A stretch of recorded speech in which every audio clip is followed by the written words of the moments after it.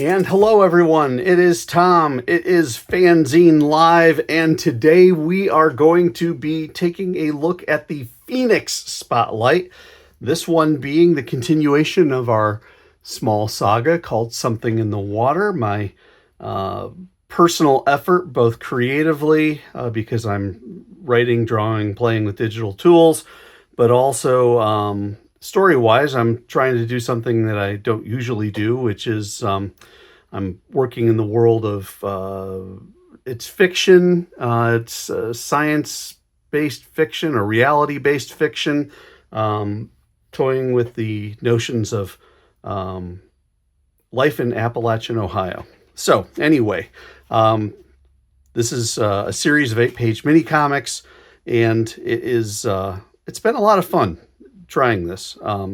You'll see as an artist, I'm not very good, but I do try, and it's fun to throw yourself out there and just see what happens. So, Something in the Water, Chapter 3. The whole thing takes place in a diner, and so I thought having a photo of a diner, a salad, if you will, would be an appropriate thing to begin with. So, we start with,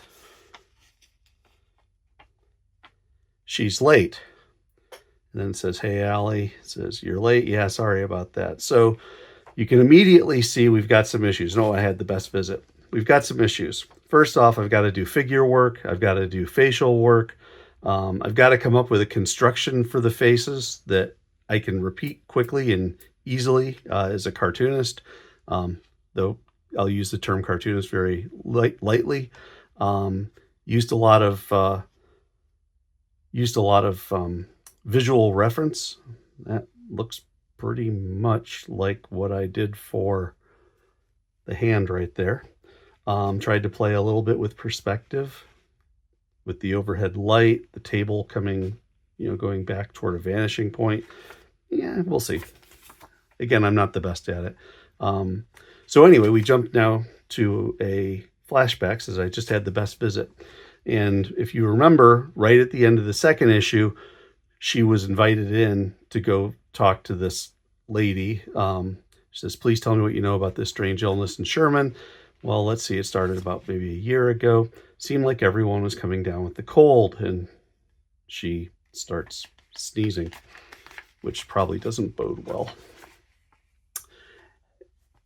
And then we jump back, and it says, then she was coughing for the rest of our talk. And then she says, now, Fiduma, don't you go and get sick too. So Allie says that to her. Past that, we then have the waitress jump in and asking if they're ready to order. So I've got to come up with a waitress look. I'm playing with these versions of, they call them blendable professional artist markers. And they're very interesting to see how they work. I don't do much blending at all with them. I use a version of a micron pen to do my line work over the pencils, and then I do the shading. At least in this issue, I did the shading with the markers. I've tried doing the shading digitally, but I'm just playing with different techniques.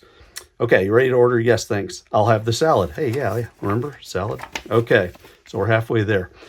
Anyway, Ms. Perkins had this darling little boy with her, and I'm guessing he was the son. Note the Watchman shirt. Hi, I'm Will. Hello, Will. I'm Fiduma. And you can see right here, I'm doing a little bit of quick exposition because Will is going to be a character that will be showing up over time in the book. Then it says, when were you first aware of this? She says, it was my Aunt Alice. Okay, now this is interesting. I don't have it right in front of me, but I am playing with the silhouette look, and that came off of Wally Wood's 22 panels that always work. And when you're trying to do a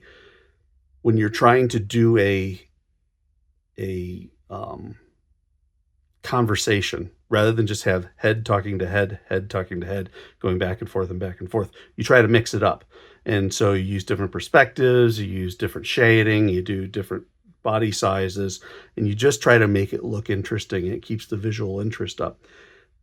Again, I'm no expert, but it did help in this case. I'll put a link to the 22 panels in the show notes. Okay, so we thought it was just a rash at first, but then she caught the bug in February. Achoo. Intensive care 1st of March, dead on the 22nd. Bang, bang, bang. I think we're on to something in Sherman. This could be big. Sure sounds like it. I'm scared for these people, Allie. If this is real, what do you think the chief will say? And then she says, I suppose we'll find out. And then she says, check, please. And that's the end of the issue. And then I'm talking about, griping about the art. I said, I think the biggest issue I have is that I kind of sort of sense that I have a reasonable storytelling style. I know how to plot. I know how to pace. Layout-wise, I know how to make that plot and pacing line up. I just can't draw the objects well enough to be happy. So anyway, enjoy the salad. So that's it. Something in the Water, Chapter 3. I believe I've got another issue or two to go on it before I'm all caught up.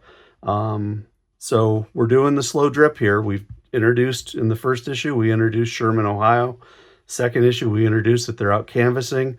Third issue here, we're talking about some of the early results of the canvassing. Let's see where things go.